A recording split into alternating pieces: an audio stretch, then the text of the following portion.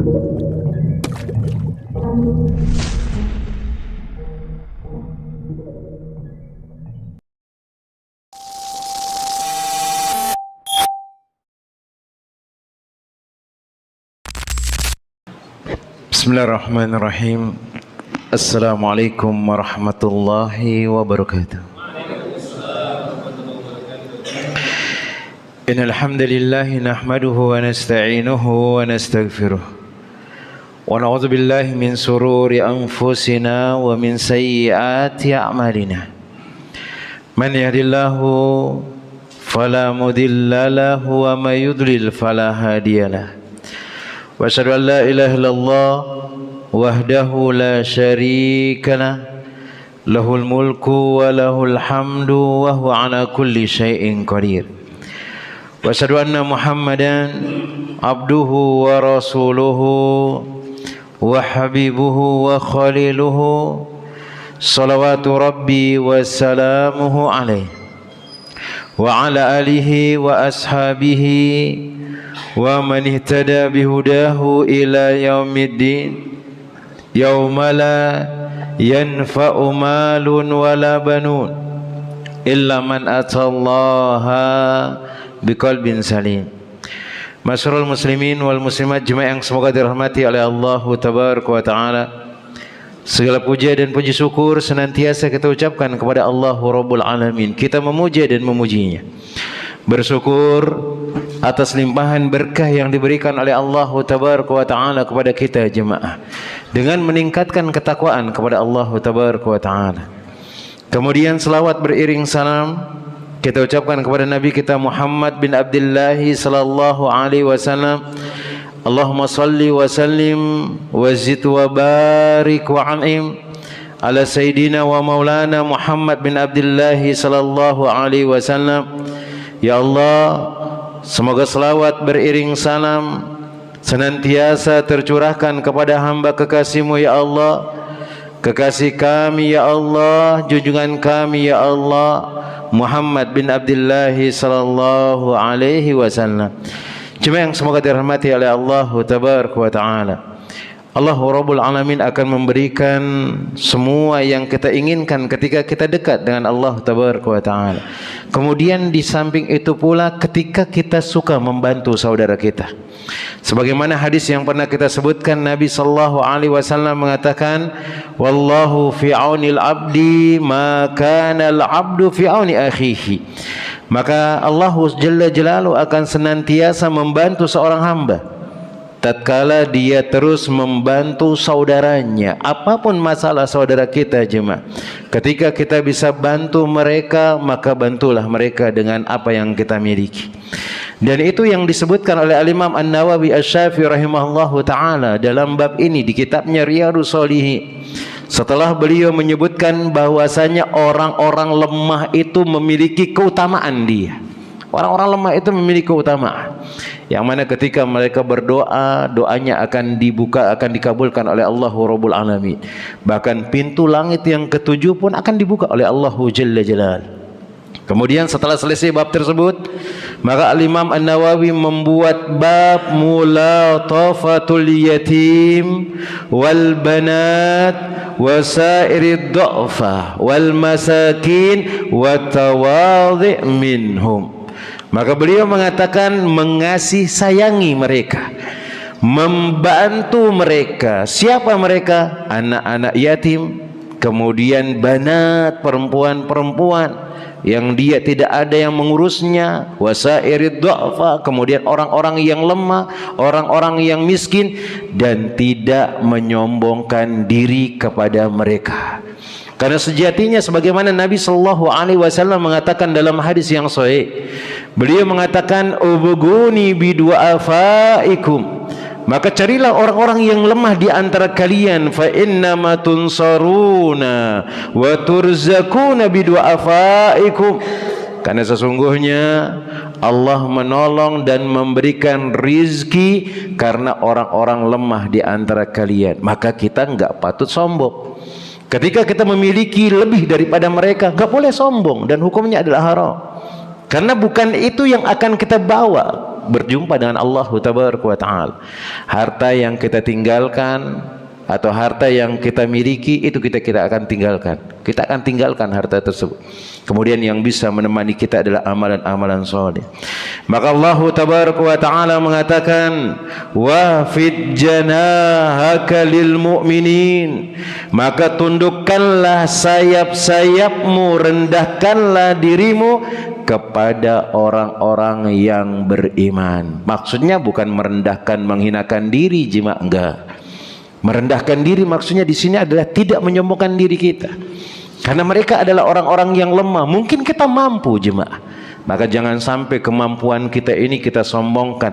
Padahal yang memberikan hal tersebut adalah Allahu Jalla Jalaluh. Maka tidak ada yang bisa kita sombongkan dari hal tersebut. Kemudian Allah Tabaraka wa Ta'ala mengatakan, wasbir nafsaka ma'al ladina yad'una rabbahum bil ghadati wal 'ashi yuriduna wajha wa la ta'du aynaka anhum turidu zinatal hayatid dunya. Kemudian hendaknya kalian bersabar bersama orang-orang yang menyeru Allah Tabaraka wa Ta'ala di pagi hari dan sore hari.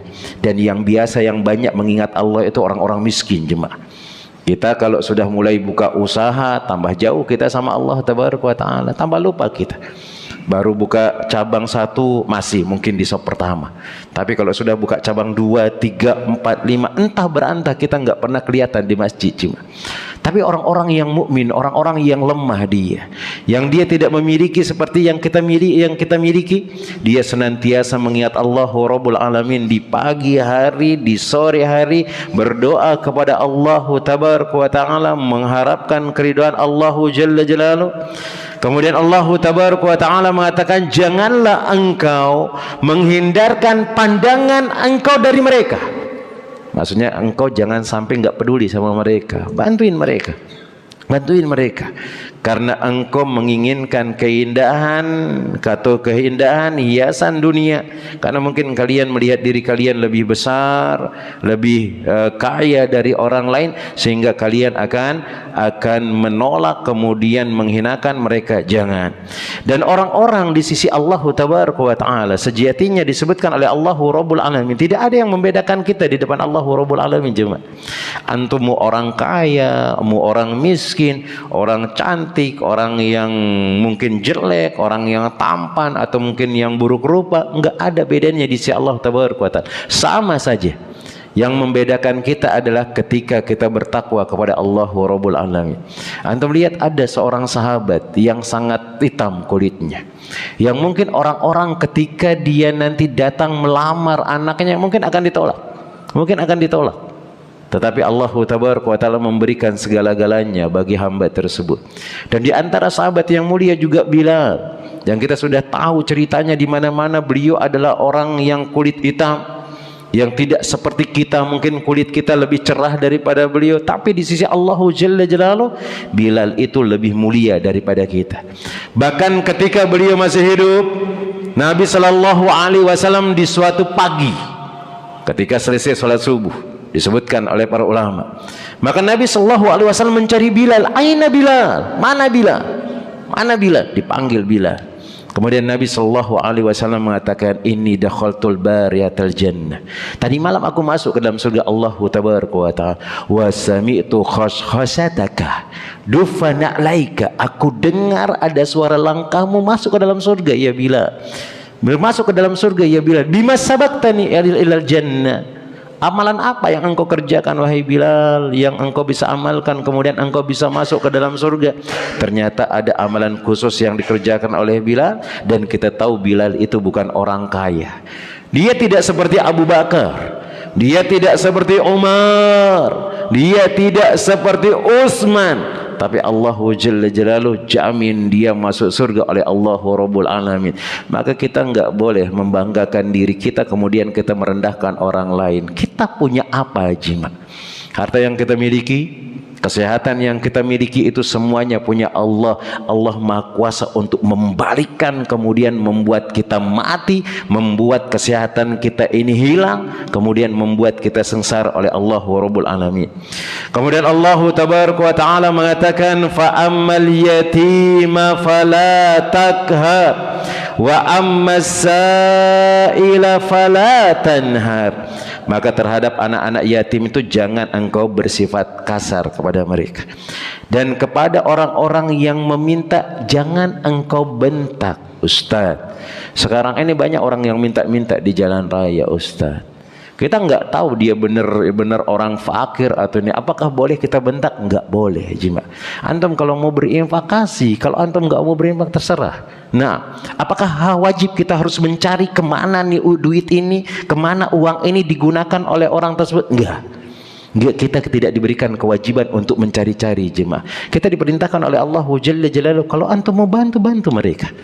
Kalau antum nggak mau bantu, kemudian antum merasa bahwasanya nanti duit itu akan digunakan seperti ini dan seperti itu, maka silakan. Antum mau bantu silakan, antum tidak mau bantu itu juga tidak jadi masalah. Kemudian jemaah yang semoga dirahmati oleh Allah Jalla Jalaluhu, dan ada ayat-ayat yang lainnya yang menyebutkan hal tersebut. Kemudian disebutkan oleh Al-Imam An-Nawawi rahimahullahu taala. Hadis yang pertama dari bab ini dari Sa'ad bin Abi Waqqas radhiyallahu taala anhu qala, dari Sa'ad bin Abi Waqqas beliau mengatakan, kunna ma'an Nabi sallallahu alaihi wasallam, dahulu kami bersama Nabi sallallahu alaihi wasallam sitta nafarin, yaitu kami jumlahnya ada 6 orang. Faqala al-musyrikuna lin-nabi sallallahu alaihi wasallam, maka ada orang-orang musyrik yang lagi kumpul dengan Nabi sallallahu alaihi wasallam mengatakan kepada Nabi sallallahu alaihi wasallam, utrud haula'i la yajtaru atau la yajtaruna alaina. Maka mereka mengatakan, itu usir 6 orang itu. Usir 6 orang itu supaya mereka tidak bersifat tidak sopan kepada kita, karena mereka menganggap dirinya adalah orang-orang besar, orang-orang musyrik. Dia menganggap dirinya kalau ada orang-orang miskin itu ada di dekatnya itu kayak enggak layak. Dan kita memang kadang-kadang seperti itu, jemaah. Kalau lagi duduk sama orang-orang yang kaya, Masya Allah. Tapi kalau sama orang-orang miskin, kadang-kadang kita pandang sebelah mata, kemudian kadang kita nggak peduli kepada mereka. Kita nggak peduli kepada mereka. Wa kuntu ana wa Ibnu Mas'ud. Dan di sana ada aku, kata Sa'ad bin Abi Waqqas, kemudian ada Ibnu Mas'ud, wa rajulun min Hudail, kemudian ada seorang laki-laki dari Hudail, wa Bilal, di sana juga ada Bilal, wa rajulani, kemudian 2 orang laki-laki, lastu usammihima, yang aku tidak tahu nama atau yang aku tidak sebutkan namanya. Fa waqa'a fi nafsi Rasulillah sallallahu alaihi wasallam ma syaa ayyaqa. Fahaddasa nafsahu faanzalallahu ta'ala wala tatrudil ladina yad'una rabbahum bil ghadati wal 'ashyi yuriduna wajha. Maka terjadilah sesuatu di dalam diri Nabi sallallahu alaihi wasallam, dan ini pernah terjadi kepada seorang sahabat Ibnu Ummi Maktum juga. Ketika Nabi sallallahu alaihi wasallam lagi duduk dengan para petinggi Quraisy, kemudian beliau datang. Maka apa yang terjadi pada diri kita, dan ini memang sifat manusia, jemaah. Lagi duduk-duduk sama orang penting antum, tiba-tiba ada orang yang datang minta-minta. Apakah jengkel antum? Iya, sifat kita memang seperti itu. Bahkan Nabi sallallahu alaihi wasallam pernah terjadi sama beliau, abasa wa tawalla. Beliau bermuka masam, kemudian berpaling dari Ibnu Ummi Maktum. Ditegur oleh Allah Jalla Jalaluhu tentang hal tersebut. Apakah kita terlalu condong kepada orang-orang kaya, kemudian orang-orang miskin kita tidak pedulikan? Ya, jangan, kata Allah Tabaraka wa Ta'ala. Maka janganlah engkau mengusir orang-orang yang menyeru kepada Allah Jalla Jalaluhu di waktu pagi hari dan sore hari, yang mereka itu sama menginginkan keridaan Allah Tabaraka wa Ta'ala. Maka dalam hadis ini kita diperintahkan oleh Nabi sallallahu alaihi wasallam, diajarkan oleh Nabi sallallahu alaihi wasallam, maka tetap berlaku lemah lembut kepada siapapun mereka, walaupun dia kondisi dan kedudukannya lebih rendah daripada kita, jemaah. Jangan antum pandang sebelah mata, karena bisa jadi doa mereka itu lebih mustajab dari orang-orang kaya. Karena ketika mereka berdoa kepada Allah Jalla Jalaluhu, mereka menghadirkan hatinya. Dia berdoa dengan doa yang ikhlas. Dia menangis kepada Allah Jalla Jalaluhu. Bahkan ketika antum kasihkan sedikit aja duit kepada mereka, ya Allah, dia kadang-kadang sampai menangis. Menangis memohon kepada Allah supaya kita ini diberikan keberkahan oleh Allah Rabbul Alamin. Maka tidak boleh bagi kita untuk mengusir mereka atau merendahkan mereka ketika mereka tidak selevel dengan kita. Tapi kata Nabi sallallahu alaihi wasallam, maka hendaknya engkau merendahkan dirimu dan tidak menyombongkan dirimu dari mereka. 6. Kemudian yang berikutnya, hadis yang berasal dari Abu Hurairah radhiyallahu taala, hadis berasal dari Hubairah A'id ibni Amr bin Al-Muzani, wa min ahli al-bai'i ridwan, dan dia di antara salah seorang sahabat yang ikut di bai'u ridwan. Anna Abu Sufyan ata ala Salman wa Suhaib, bahwasanya Abu Sufyan ini pernah datang kepada Salman dan Suhaib. Wa Bilal fi nafarin, kemudian Bilal. Faqalu ma akhadat suyufullahi min uyuwillah min aduwillah ma akhadaha. Ini Abu Sufyan ini masih dalam keadaan musyrik jemaah. Dia datang kepada Sulaiman, kemudian dia datang kepada Suhaib, dia datang kepada Bilal, kemudian dia di antara beberapa para sahabat. Kemudian ada orang-orang mukmin ketika melihat Abu Sufyan itu ke sana, maka orang-orang mukmin mengatakan, apa sih yang diambil dari pedang-pedang Allah? Yaitu pemuda-pemuda Allah, orang-orang yang mukmin yang membela agama Allah ini dari musuh Allah, apa yang diambil? Kemudian ketika mendengar hal tersebut, maka Abu Bakar mengatakan, atakuluna hadza li syekh Quraisy wa sayyidihim, apakah engkau mengatakan seperti ini kepada pemuka Quraisy dan tuan orang-orang Quraisy? Fa'atan Nabi sallallahu alaihi wasallam fa akhbarahu faqala, maka Abu Bakar pun datang kepada Nabi sallallahu alaihi wasallam kemudian mengabarkan cerita tersebut terjadi. Datang ada Abu Sufyan menemui kita, kemudian ada orang-orang dari kalangan kaum muslim nyeletuk ngomongnya. Dia mengatakan, mau ngambil manfaat apa sih dari musuh Allah itu? Enggak ada manfaat yang bisa diambil. Kemudian aku marah kepada mereka, ya Rasulullah. Kemudian Nabi sallallahu alaihi wasallam mengatakan, ya Abu Bakrin la'allaka aqdabtahum, wahai Abu Bakar, kayaknya engkau membuat mereka marah. Wahai Abu Bakar, kayaknya engkau membuat mereka marah. La in kunta aqdabtahum laqad aqdabta rabbak, kalau engkau atau misalnya kalau engkau membuat mereka marah, maka sungguh Allah juga engkau buat marah. Maksudnya ini ada orang-orang yang dia tidak kita kenal, kemudian kita berjumpa dengan orang besar yang sebenarnya nggak ada faedah sama sekali dengan orang besar tersebut, apalagi dia adalah orang Quraisy, kemudian dia kafir, belum masuk Islam, kemudian tidak ada faedah yang bisa kita ambil, maka tidak layak bagi kita merendahkan kaum muslimin. Kemudian dia pun mendatangi sahabat tersebut, kemudian dia mengatakan, ya ikhwata aghdabtukum, wahai saudaraku, apakah aku membuat kalian marah?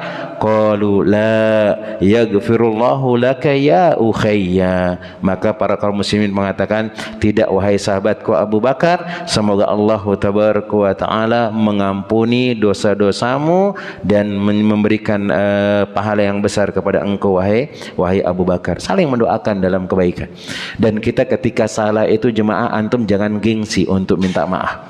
Walaupun mungkin antum adalah orang besar, walaupun mungkin antum adalah orang yang terpandang dan seterusnya. Nah, maka di sini dua hadis ini menunjukkan bahwasanya kita tidak boleh berlaku kasar kepada orang-orang lemah di antara kita, kemudian meremehkan mereka dan seterusnya. Kemudian yang berikutnya dari Sahal bin Sa'id radhiyallahu taala anhu, qala, beliau mengatakan, qala Rasulullah sallallahu alaihi wasallam, Rasulullah sallallahu alaihi wasallam mengatakan, ana wa kafiul yatimi fil jannah hakadha, aku dan orang-orang yang membantu anak-anak yatim di surga itu seperti ini, kata Nabi SAW. Wa asara bisababati wal wusta, beliau mengisyaratkan dengan jari telunjuk dan jari tengah. Wa farraja bainahuma, kemudian merenggangkan di antara keduanya. Rawahul Bukhari.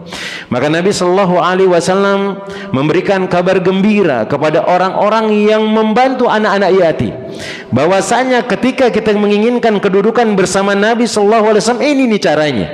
bantuin anak-anak yatim. Berikan kebutuhan yang mungkin dia bisa gunakan kebutuhan tersebut. Bantu dia untuk menuntut ilmu, bantu dia untuk makan. Kata Nabi SAW, kelak engkau bersama aku seperti ini, kata Nabi SAW. Wa farraja bainahuma syai'an, dibuka sedikit. Dan ini keutamaan untuk membantu orang-orang yang lemah, anak-anak miskin, anak-anak yang terlantar, tidak ada yang mengurusnya. Dan bahkan itu adalah sumber pahala jariah kita, jemaah. Sumber pahala jariah antum. Ketika antum memudahkan ada orang untuk melakukan kebaikan, setiap kali dia melakukan kebaikan itu akan ngalir kepada kita, akan ngalir kepada kita. Bahkan kedudukannya dekat dengan Nabi sallallahu alaihi wasallam. Maka di sini beliau mengatakan targhibu fi riayatil yatim wal qiyami ala amwali wa anna dhalika sababun fi dukhulil jannah wa muwafaqatu an-nabiyyin was-siddiqin wasyuhada was-salihin wa hasuna ulaika rafiqa. Maka di sini ada anjuran dari Nabi sallallahu alaihi wasallam untuk menjaga, merawat anak yatim, kemudian memelihara dia, memberikan kebutuhannya, kemudian menjaga hartanya, dan ini di antara sebab akan dimasukkan kita ke dalam surga, dan kita juga akan berkumpul dengan para nabi, orang-orang yang siddiq, kemudian para syuhada, orang-orang yang soleh, dan orang-orang yang memiliki kedudukan yang sangat tinggi. Kemudian yang berikutnya dari Abu Hurairah radhiyallahu taala anhu qala Rasulullah sallallahu alaihi wasallam, Nabi sallallahu alaihi wasallam mengatakan kafiul yatim, orang yang memelihara anak yatim, lahu aw li ghairihi ana wa huwa kahataini fil jannah, aku dan dia seperti ini di surga, sebagaimana yang kita sebutkan tadi. Maka kedudukan orang-orang yang membantu anak-anak yatim, maka pahalanya sangat besar di sisi Allah tabaraka wa taala. Kemudian hadis yang berikutnya, hadis yang berasal dari Abu Hurairah radhiyallahu taala anhu qala Rasulullah sallallahu alaihi wasallam, beliau mengatakan laisal miskinul ladzi tarudduhu tamratu aw tamratani wa lukmatu wa lukmatani, innamal miskinul ladzi yata'affafu. Maka Nabi sallallahu alaihi wasallam menyebutkan, bukanlah orang yang miskin itu orang yang dia meminta, orang yang dia, atau bukanlah orang miskin itu orang yang ditolak oleh orang lain karena dia meminta 1 biji atau 2 biji kurma, atau mungkin sesuap atau 2 suap makanan. Tetapi orang yang miskin yang sebenarnya itu adalah orang yang enggan meminta-minta. Apa maksudnya jemaah di sini? Sejatinya orang yang tidak meminta-minta itu harus yang kita cari, jemaah. Orang miskin yang sejati itu orang yang memang tidak mampu, tapi dia tidak meminta-minta, jemaah. Dan ini diantara tugas kita sebenarnya, jadi orang-orang yang diberikan kekayaan oleh Allah, kemudian yang diberikan kedudukan oleh Allah tabaraka wa taala, untuk cari orang-orang yang lemah di antara kita. Maka lihat Umar radhiyallahu taala anhu, beliau menyempatkan diri beliau ketika malam hari untuk berkeliling, supaya beliau tahu ada masyarakat beliau yang enggak mampu, kemudian ada masyarakat beliau yang tidak bisa makan. Akhirnya yang dia lakukan, dia harus memikul beras, memikul makanan, memikul gandum, kemudian diletakkan di tempat-tempat orang-orang miskin tersebut. Dan seorang pemimpin seperti itu, jangan sampai dia hanya memperkaya dirinya, dia makan enak sendiri, tapi masyarakatnya dia tidak pedulikan. Maka kelak pada hari kiamat dia akan diminta pertanggungjawabannya oleh Allahu Jalla Jalaluhu, dan urusan kita akan diperberat oleh Allahu Rabbul Alamin dengan hal tersebut. Maka jadilah kita orang-orang yang mampu, yang terus bisa membantu orang lain, dan seterusnya. Kemudian yang berikutnya hadis yang berasal dari Abu Hurairah juga dari Nabi sallallahu alaihi wasallam, beliau mengatakan as-sa'i 'alal armalah wal miskin kal mujahidi fi sabilillah. Membantu as-sa'i 'alal armalah, membantu perempuan-perempuan. Armalah ini perempuan yang dia tidak memiliki suami, baik karena dia ditinggal oleh suaminya, dia janda, kemudian dia tidak mampu, atau perempuan yang memang dia belum memiliki suami, kemudian dia sudah tua, tidak ada yang mengurusnya. Kemudian juga membantu orang-orang miskin di antara kita, jemaah. Nabi sallallahu alaihi wasallam mengatakan kal mujahidi fi sabilillah, Dia kayak seperti orang yang jihad di jalan Allah. Dengan syarat ya kita harus jaga-jaga juga, jangan terfitnah. Jangan sampai nanti gara-gara kita bantuin janda istri kita nanti kecewa dan yang lain. Sampaikan sehingga istri kita juga tahu kepentingan juga keutamaan yang besar di sini, tanpa ada embel-embel. Tanpa ada ember-ember. Walaupun sebenarnya membantu janda itu bukan hanya sekedar antum ngasihkan makan, antum selamatkan menikahi dia juga menyelamatkan sejatinya jemaah. Bahkan di sana ada dua keutamaan yang antum dapatkan. Sudah sudah menyelamatkan janda tersebut, memelihara anak yatim lagi jemaah. Apalagi kalau dia kecil, pahalanya besar. Cuman harus ikhlas karena Allahu Jalla Jalaluhu. Kalau antum mampu, kemudian diizinkan sama istri antum, silahkan. Tapi kalau antum nggak mampu, berhati-hati dengan hal tersebut. Dan pahalanya seperti orang berjihad di jalan Allah.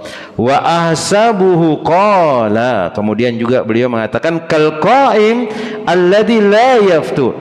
Pahalanya seperti orang yang dia berdiri di malam hari, sholat pada malam hari, dan dia tidak pernah futur dengan hal tersebut, tidak tidur, dia terus mengerjakan sholat. Wa kasaimul ladzi la yuftir, seperti orang yang terus berpuasa dan dia tidak berbuka puasa, yang dia tidak berbuka, itu pahalanya besar. Pahala menolong janda, menolong perempuan yang dia sendirian, yang tidak ada mengurusnya, maka pahalanya sangat besar. Dan Masya Allah, kadang-kadang kita di pondok pesantren tuh ada aja di antara ustadz-ustadz tuh yang dia jadi kafil janda-janda yang memang sudah nggak mampu dia biayai. Dan Masya Allah di pondok juga ada seperti itu jemaah. Ada, di samping membantu anak yatim, ada juga grup khusus untuk grup bantu-bantu janda di sana, menyalurkan apa misalnya makanan dan seterusnya. Kemudian pahalanya itu seperti orang berjihad di jalan Allah. Kemudian pahalanya seperti orang yang terus sholat di tengah malam, kemudian dia tidak tidur dari sholat tersebut. Kemudian seperti orang yang terus berpuasa, yang dia tidak pernah meninggalkan puasanya tersebut. Maka beliau mengatakan as-sa'yu alal armalah wal yatim wal infaqi alaihima wal qiyami ala umurihima jihadun fi sabilillah. Membantu janda-janda, kemudian anak-anak yatim, kemudian berinfak, kemudian mengurusi urusan mereka, al-qiyamu ala umurihima, mengurusi urusan-urusan mereka, maka itu seperti berjihad di jalan Allah tabaraka wa taala. Kemudian jemaah yang semoga dirahmati oleh Allah tabaraka wa taala, wal ibadatu ismun jami'un li kulli ma yuhibbullah wa yarda minal a'mali shalih al-zahir wal batin. Kemudian beliau mengatakan ini di antara amalan-amalan soleh yang diajarkan oleh Nabi sallallahu alaihi wasallam. Kemudian agama Islam, syariat Islam ini mengajarkan kita untuk membantu kaum muslimin, untuk membantu orang-orang yang lemah di antara kita jemaah, yang mana Allah tabaraka wa taala akan membalikan kebaikan yang kita kerjakan, akan diberikan pahala yang sangat besar. Kemudian dari Abu Hurairah radhiyallahu taala anhu juga, dari Nabi sallallahu alaihi wasallam, beliau mengatakan syarru ta'ami ta'amul walima. Seburuk-buruk makanan adalah makanan ketika walimah. Kenapa ya Ustaz? Yumna'u man ya'tiha wa yud'a ilaiha man ya'baha. Yang mana biasanya orang kalau lagi makan-makan walimah, yang orang mau datang ini enggak diundang datang. Tapi orang yang enggak mau datang itu yang diundang. Orang yang enggak mau datang itu yang diundang. Wa man lam yajibid da'wa faqad asallaha wa rasulah. Dan barang siapa yang tidak mendatangi undangan tersebut, maka dia telah berbuat maksiat kepada Nabi sallallahu alaihi wasallam, kepada Allah dan Nabi sallallahu alaihi wasallam. Kemudian dalam riwayat yang lain dari Abu Hurairah radhiyallahu tabaraka wa ta'ala, dari Abu Hurairah radhiyallahu ta'ala anhu, bi'sa ta'amu ta'amul walimah yud'a ilaihi al-aghniya wa yutrakul fuqara. Ini maksudnya hadis yang di atas. Mana biasanya orang-orang kalau walimah yang diundang ini orang-orang kaya, yang kadang kalau dia datang sebenarnya malas makan makanan tersebut, karena kan di rumah sudah biasa dia makan. Dan kadang antum lihat kalau orang-orang kaya itu datang makan itu disisain makanan, gak butuh dia. Seharusnya yang kita panggil itu orang-orang yang miskin jemaah. Orang-orang yang nggak punya, antum lihat kalau antum ngundang orang-orang nggak punya, nggak ada yang nyisa jemaah. Bahkan dengan santunnya mereka tuh kadang-kadang mereka yang nyuci sendiri piring bekas mereka makan jemaah.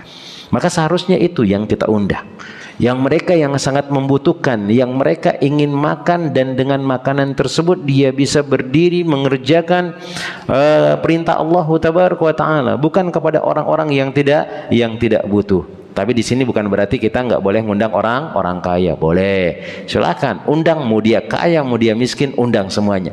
Tapi jangan antum khususkan cuman kaya aja yang antum undang, karena kadang-kadang orang kalau ngundang orang kaya itu supaya duitnya balik lagi jemaah, nanti supaya amplopnya lebih tambah lah. Kalau nundang orang miskin apa, ngabis-ngabisin makanan aja, bawa amplop pun nggak ada. Paling juga kalau amplop isinya cuman paling mentok 5.000 paling isinya. Kadang juga amplop kosong pula ditaruh.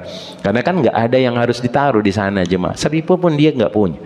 Maka kata Nabi SAW, seburuk-buruk makanan itu adalah makanan walimah.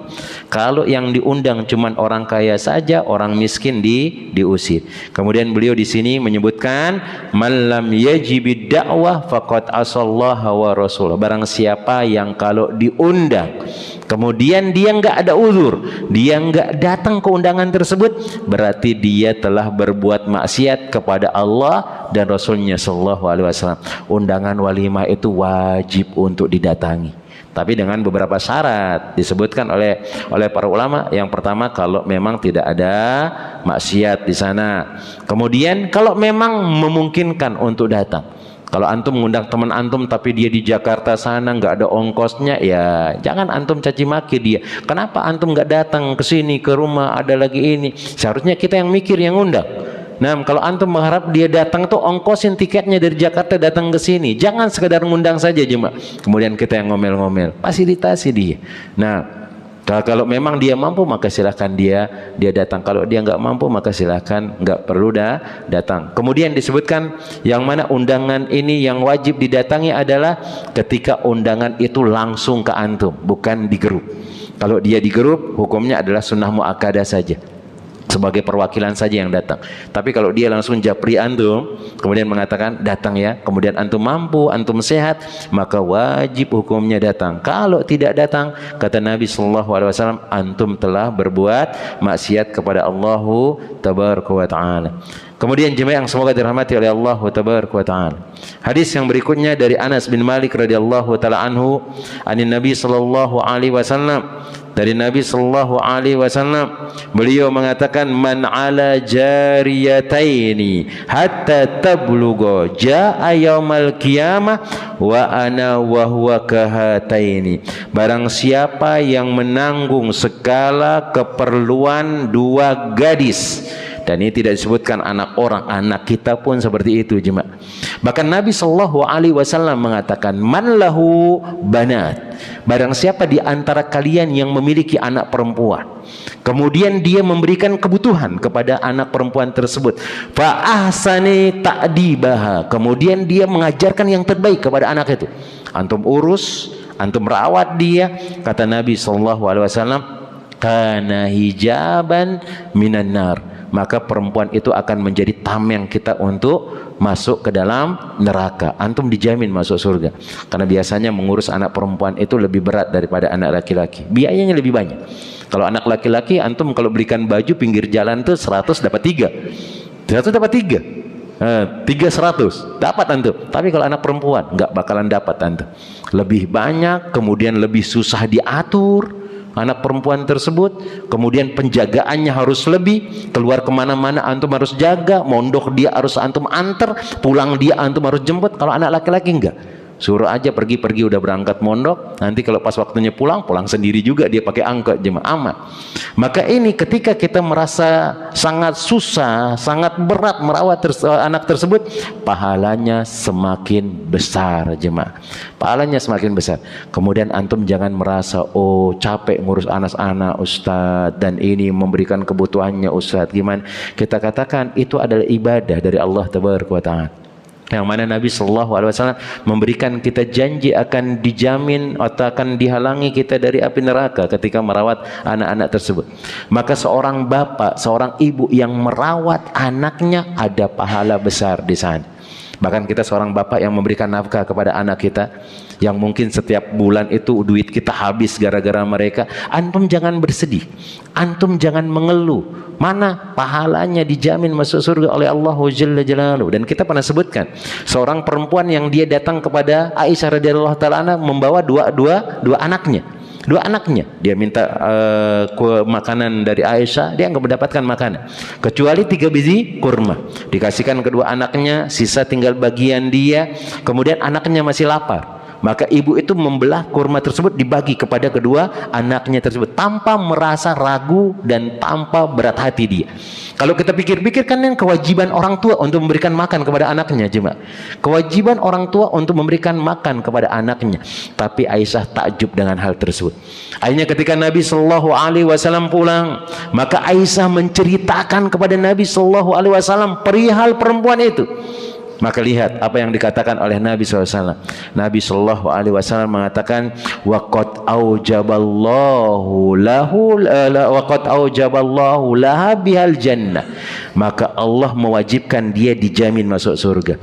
Ngurusin anak itu dijamin masuk surga, jemaah. Maka jangan rasa berat. Ketika dia sudah datang waktu bayar SPP, kadang-kadang kita pusing, jemaah. Pusingnya luar biasa, benar. Pusing kita luar biasa. Udah token listrik bunyi, antum lihat tempat beras kosong, udah sakit kepala, pusing. Maka ingat Allah Tabaraka wa Ta'ala, dari beban yang kita alami itu ada pahala yang besar.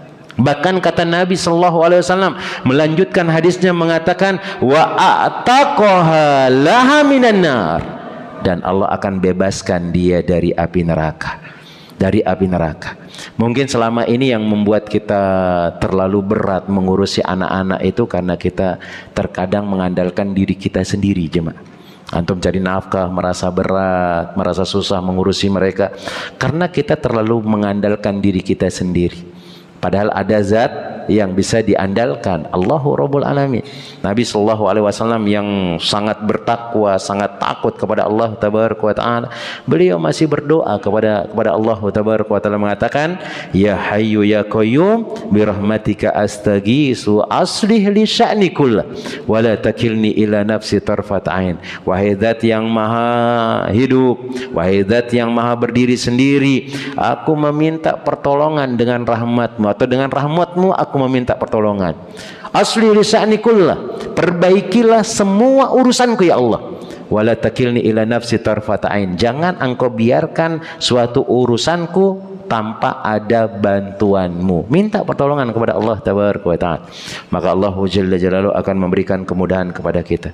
Maka ini dia hadis tentang permasalahan membantu orang-orang yang lemah, membantu orang-orang yang membutuhkan, yang mana itu akan diberikan pahala yang sangat besar oleh Allah Tabaraka wa Ta'ala.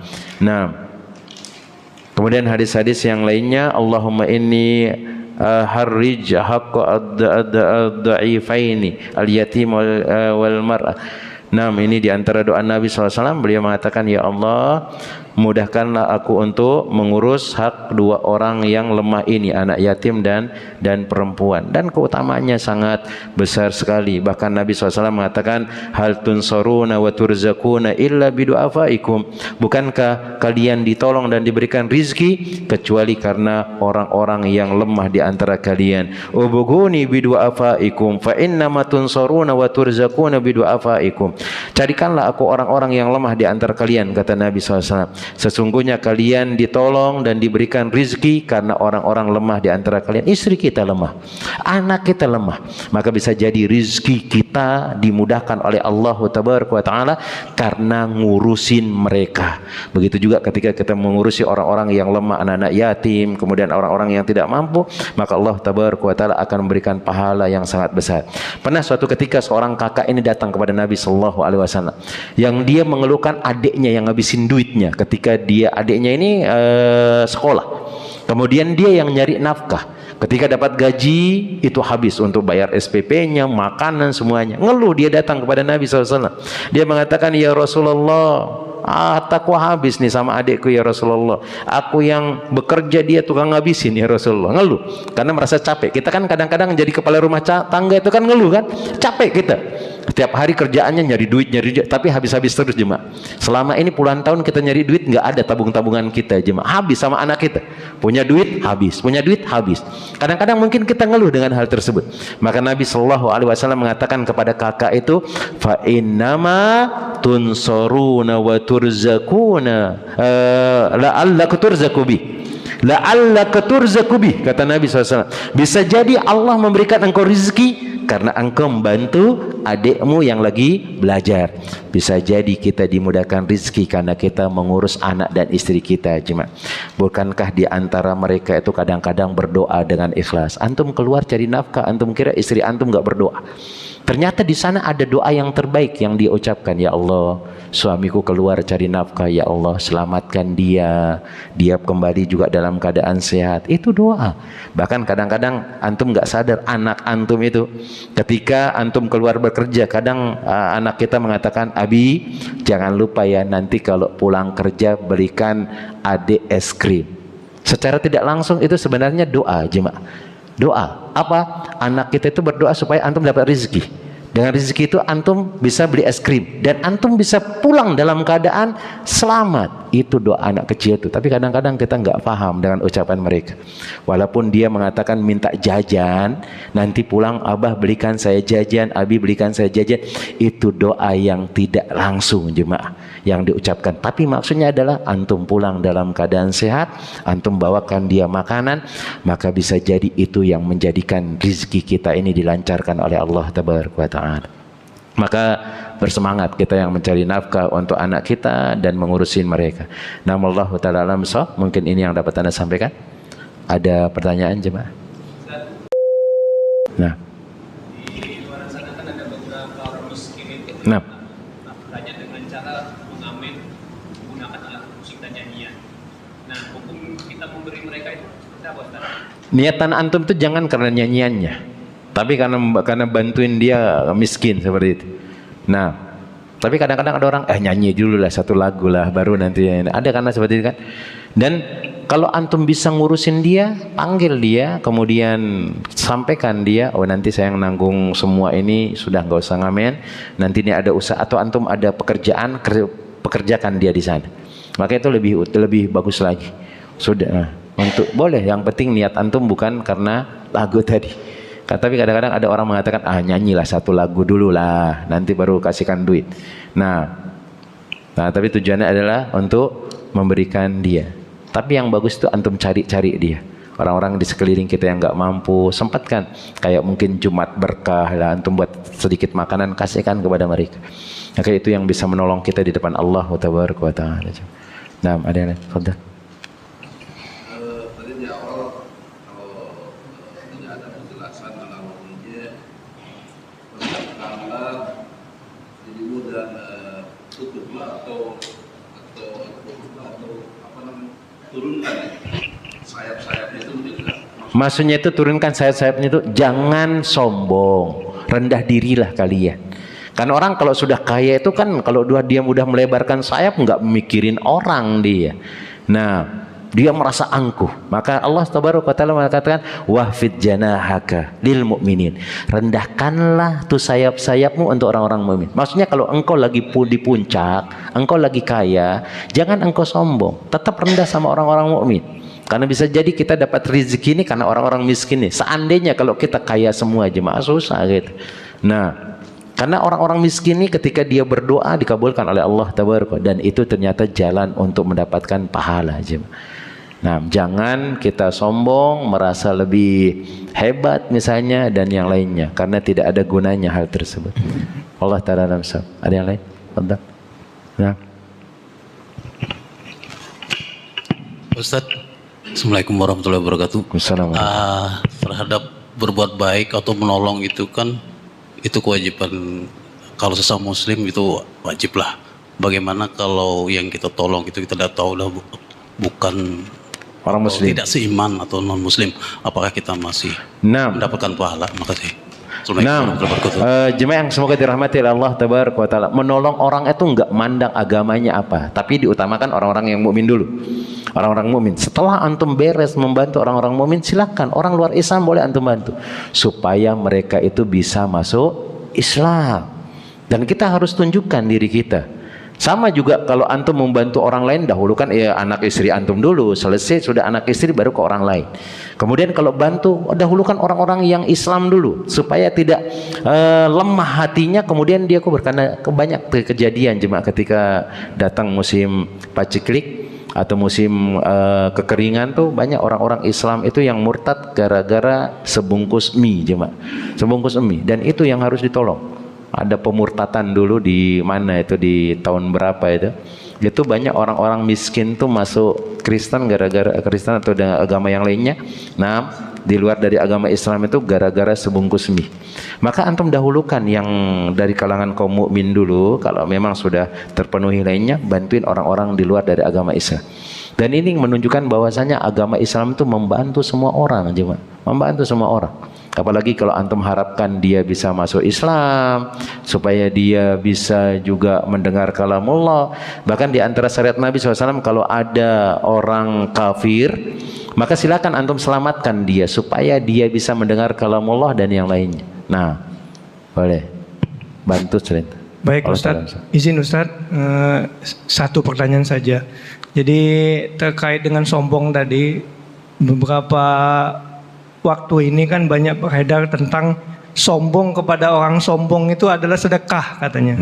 Apa benar itu Ustadz? Dan monggo dijelaskan. 6 jemaah. Ada yang mengatakan sombong kepada orang sombong itu adalah sedekah. Apakah ada seperti enggak? Ada jemaah. Kita enggak dianjurkan sombong. Bahkan sekedar ada sifat sombong saja dalam diri kita itu, kata Nabi SAW, la yadkhulul jannata man kana fi qalbihi misqala dzarratin minal kibr. Tidak akan masuk surga orang yang ada pada dirinya itu rasa sombong walaupun sedikit. Sombong itu yang mana sih maksudnya Ustadz? Di antara yang disebutkan itu sombong itu artinya adalah al-kibr batarul haqq wa ghamtum nas. Kibr sombong itu adalah batarul haqq. Antum menolak kebenaran. Ada orang sudah menyampaikan nih sholat ini, dia enggak menolak. Oh ini hadisnya sahih, dia nolak. Berarti antum sombong. Yang kedua, meremehkan orang, itu sombong. Kalau ada diri antum meremehkan orang lain, oh antum orang kaya, ketika ngelihat ada orang miskin, miskin dia. Itu sombong cuma. Itu sombong. Terus kalau kita pakaiannya bagus, Ustadz, apakah sombong? Lah. Maka pernah disebutkan oleh para sahabat, ya Rasulullah, apakah orang yang pengen sandalnya bagus, pakaiannya bagus, itu sombong? Tidak. Yang sombong itu adalah dia menolak kebenaran, kemudian meremehkan manusia. Kalau antum pakaian antum bagus, antum meremehkan manusia, berarti sombong. Tapi kalau pakaiannya bagus, tidak meremehkan orang lain, berarti itu tidak sombong. Itu dia sombong. Meremehkan manusia, kemudian menolak kebenaran. Nah, Allah Ta'ala misal. Mungkin ini yang dapat ana sampaikan. Semoga bermanfaat bagi ana pribadi, kemudian bagi para jemaah. Semoga Allah Jalla Jalaluhu senantiasa memberikan keberkahan kepada kita, memudahkan semua urusan dunia dan akhirat kita, kemudian memudahkan kita untuk berbuat baik kepada orang-orang yang lemah di antara kita jemaah. Pahalanya besar. Terutama adalah anak dan istri kita, kemudian orang-orang yang membutuhkan dari kalangan-kalangan anak yatim, anak miskin, kemudian janda-janda yang dia tidak bisa memenuhi kebutuhannya, maka pahalanya seperti orang berjihad di jalan Allah, kemudian seperti orang yang berdiri tengah malam tidak pernah lelah dengan hal tersebut, kemudian seperti orang yang terus berpuasa. Wallahu ta'ala a'lam bishawab. Naktabi hadzal qadar bi du'ai kafaratil majlis. Subhanakallahumma wa bihamdika asyhadu an la ilaha illa anta astaghfiruka wa atubu ilaik. Assalamualaikum warahmatullahi wabarakatuh.